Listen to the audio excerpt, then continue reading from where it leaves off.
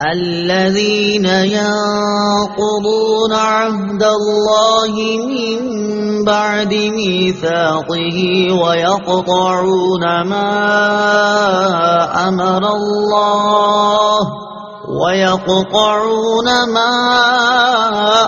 الله به أن يوصل ويفسدون في الأرض اولئک هم الخاسرون۔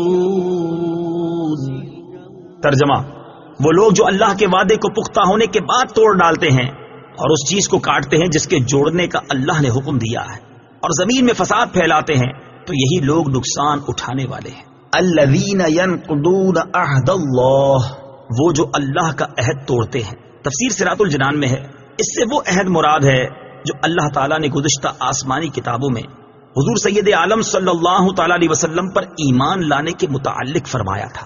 ایک قول یہ ہے کہ عہد 3 ہیں۔ پہلا عہد وہ جو اللہ تعالیٰ نے تمام اولاد آدم سے لیا کہ اس کی ربوبیت کا اقرار کریں، اس کا بیان سورہ اعراف آیت نمبر 172 میں ہے۔ دوسرا عہد انبیاء علیہ الصلوۃ والسلام کے ساتھ مخصوص ہے کہ رسالت کی تبلیغ فرمائیں اور دین قائم کریں، اس کا بیان سورہ احزاب آیت نمبر 7 میں ہے۔